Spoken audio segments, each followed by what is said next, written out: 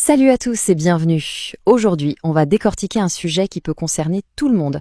Comment un simple désaccord peut se transformer en un véritable litige. Et surtout, on va plonger au cœur du rôle, mais alors vraiment crucial, de la preuve dans le système juridique français. Imaginez la scène, c'est du vécu pour beaucoup, non?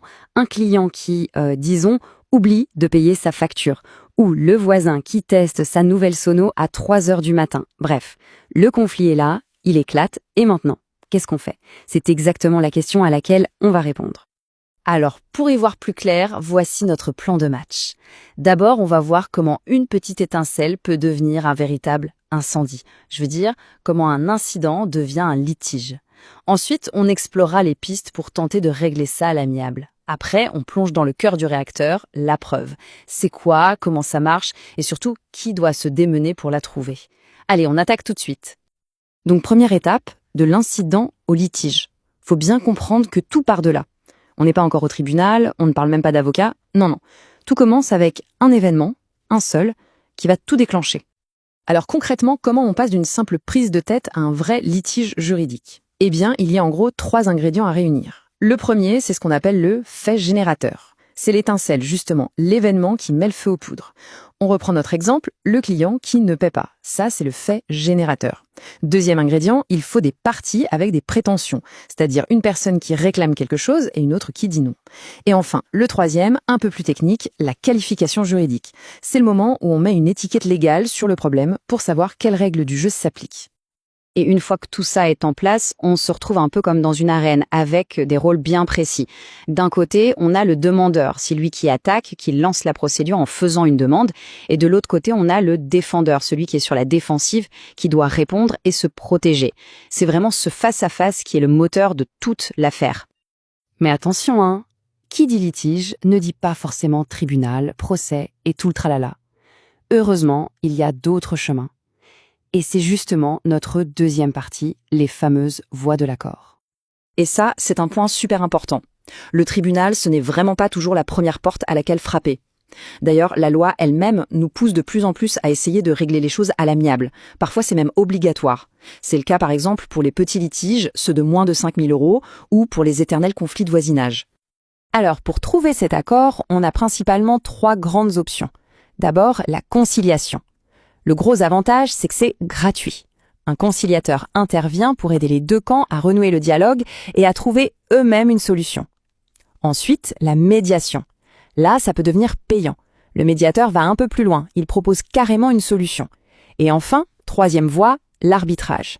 Ça, c'est un peu une justice privée et donc payante. L'arbitre n'est pas là pour proposer, il est là pour décider. Il rend une sentence qui s'impose aux deux parties.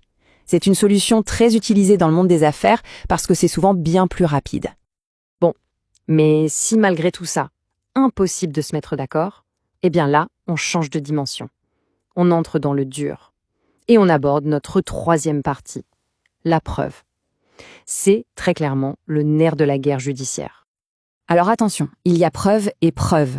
Elles ne jouent pas du tout dans la même catégorie. Le droit fait une distinction vraiment fondamentale. D'un côté, on a la preuve parfaite. Ça, c'est le chaos technique, l'argument massu que le juge est obligé de prendre en compte. Et de l'autre, la preuve imparfaite. Ça, c'est plus comme un indice, un coup bien placé mais pas décisif. Ça aide à convaincre le juge, mais il reste totalement libre de l'interpréter.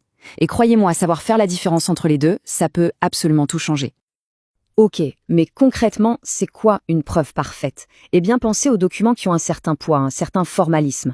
Par exemple, un acte authentique, le genre de papier qu'on signe chez le notaire. Ou alors un contrat bien carré, bien signé. La preuve électronique, si elle est bien certifiée, peut aussi jouer dans cette cour. Et puis, il y a le roi des preuves, l'aveu. Quand l'adversaire reconnaît lui-même le fait, là, c'est quasi imparable. Et les preuves imparfaites alors? Là, on va trouver les témoignages, utiles, bien sûr, mais toujours un peu subjectifs. On a aussi ce qu'on appelle les présomptions de l'homme. Le nom est un peu barbare, mais l'idée est simple. C'est quand le juge, un peu comme un détective, utilise un faisceau d'indices pour en déduire un fait. Et puis, il y a le fameux commencement de preuve par écrit. Un simple email, un SMS. Ce n'est pas un contrat formel, mais ça montre qu'il y a eu quelque chose.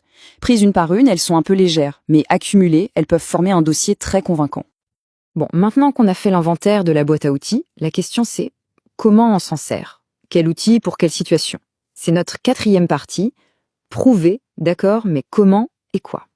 Et là, il y a une distinction absolument fondamentale à comprendre. D'un côté, l'acte juridique. En gros, c'est quand on fait quelque chose volontairement pour créer des effets de droit. L'exemple type, signer un contrat. De l'autre côté, on a le fait juridique. Là, c'est un événement dont les conséquences juridiques n'ont pas été recherchées.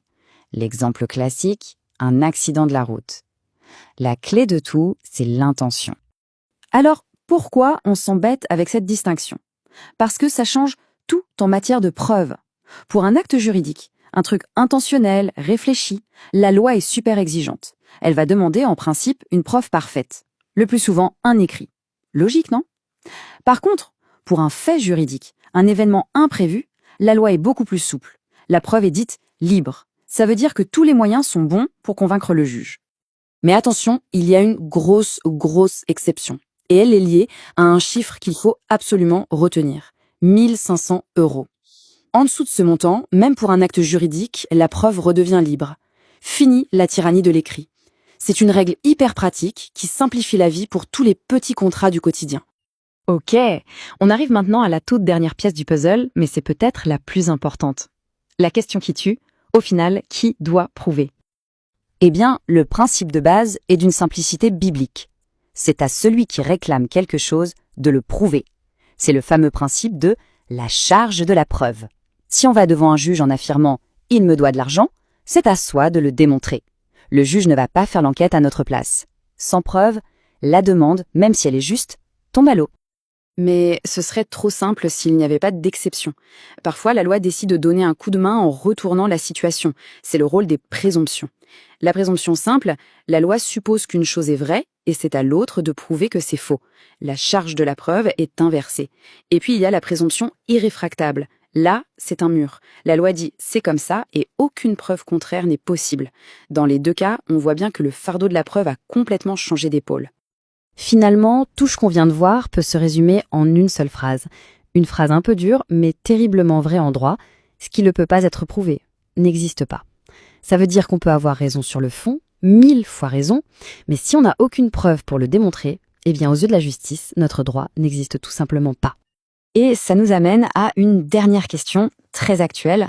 Dans notre monde tout numérique, rempli de captures d'écran, de messages instantanés, d'emails, est-ce que finalement la preuve est devenue plus facile à trouver ou au contraire, est-ce que c'est devenu un vrai casse-tête pour savoir ce qui est vrai et ce qui est faux? La question est posée, merci d'avoir suivi cette analyse.